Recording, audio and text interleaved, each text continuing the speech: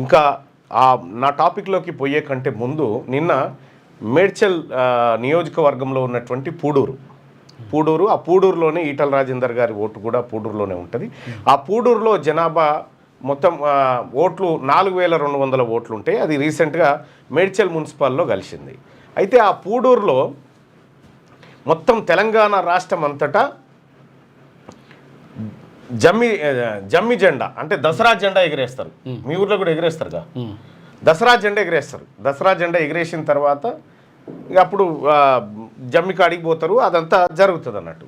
అయితే ఈ పూడూరులో ఏం జరిగిందంటే మొత్తం తెలంగాణ అంతా వేరు, పూడూరులో 200 కుటుంబాలు రెడ్ లైన్, 200 ఓట్లు రెడ్లు, 4000 ఓట్లు SC ST BC మైనార్టీలై, 4000 ఓట్లేమో వీళ్ళై, 200 ఓట్లేమో వాళ్ళై.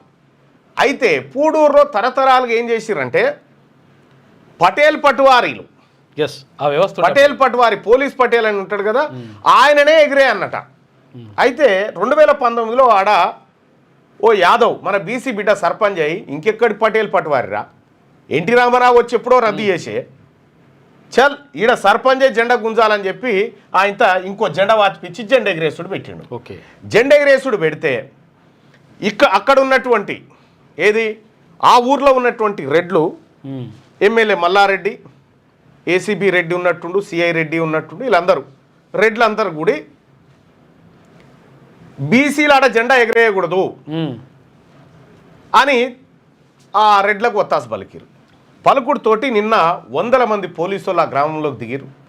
BC SC ఎస్టీలంతా ఎగిరేసి తీరుతామని చెప్పి వాళ్ళు మీరు ఎగరేయకూడదు అని పోయినసారో కాగితం రాసుకురు. ఏమని, ఈ ఒక్కసారి మా పోలీస్ పటేల్ ఎగిరేస్తాడు, ఆ తర్వాత నుంచి ఎవరు ప్రజాప్రతినిధి ఉంటే వాళ్ళు ఎగిరేసుకోవాలని చెప్పి అక్కడ ఒక నిర్ణయం చేశారు. ఆ కాగితం రాసుకున్న తర్వాత పోయినసారి అయిపోయిందిగా, ఈసారి ప్రజాప్రతినిధి ఎవరు లేరు కాబట్టి ఆ బీసీ ఎస్సీ ఎస్టీ మైనార్టీలు వీళ్ళంతా ఏం చేశారంటే మేడ్చల్ మున్సిపల్ కమిషనర్ గారు ఉంటారు కదా, ఆయన వచ్చి ఎగిరేయాలని చెప్పి వాళ్ళు ఆహ్వానిస్తే ఆయనను వీళ్ళందరూ బెదిరించారు. వీళ్ళందరూ నువ్వు ఈ టెంకలు వస్తే వీళ్ళు బీసీ ఎస్టీ ఎస్టీలకు నకరాలు అవుతా ఉన్నాయి అని ఈ 200 మంది రెడ్లు ఒకటైపోయి బీసీలను పోలీస్ ఫోర్స్ పెట్టి బెదిరించే ప్రయత్నం చేశారు. అయినా తగ్గేదే లేదని చెప్పి బీసీలాడ తొడగొట్టి నిలబడ్డారు. తొడగొట్టి నిలబడి మీ సంగతి తెలుసుకుంటామనే కాడికి వచ్చింది. ఇవాళ పూడూరులో తరతరాలుగా నాటకపోయినటువంటి ఈ పెత్తందారి వ్యవస్థకు చరమగీతం పడుతూ ఉంది. పూడూరు ప్రజలంతా ఒక దిక్కు అయిపోయారు, 200 ఓట్లు ఉన్న రెడ్లు ఒక దిక్కు అయిపోయారు. అంటే అధికారం వాళ్ళు 200 మంది పిడికెడు మంది వాళ్ళ ఓట్లతో వార్డు మెంబర్ కూడా కాలేడు, కానీ వాళ్ళు అక్కడ జెండా ఎగిరేసి మా పెత్తనం నిలుపుకోవాలని వాళ్ళ మంకు పట్టు చూడరి అధికార యంత్రాంగాన్ని కూడా వాడిరు.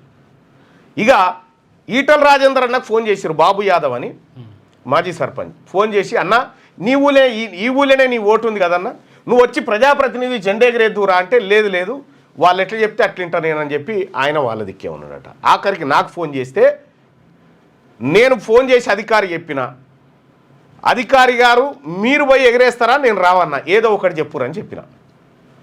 ఇక ఆ నైట్ ఏం జరిగిందో తెలియదు. తర్వాత తొలివేరు రఘు నాకు ఫోన్ చేసి శుభాకాంక్షలు చెప్తే రఘు ఇదేందో మాట్లాడంటే ఆయన మాట్లాడడం జరిగింది. ఎంత దుర్మార్గం చూడు, ఒక ఊర్లో జెండా ఎగిరేసే అవకాశం కోసం ఎంతటి అధికార యంత్రాంగాన్ని వాడిరు చూసినాం వాళ్ళు. ఇవాళ తెలంగాణ రాష్ట్రంలో బీసీలంతా కుతకుత ఉడికి ఈ పెత్తందారి వ్యవస్థను పాతరబెట్టడానికి కార్యోన్ముఖులై కదులుతున్నటువంటి ఈ సందర్భంలో పిడికెడు మంది లేనటువంటి వాళ్ళు ఈ రకంగా ఈ పూడూరులో మీ ఓట్లు మా వాళ్ళకొద్దు, మా వాళ్ళ ఓట్లు మీకొద్దు.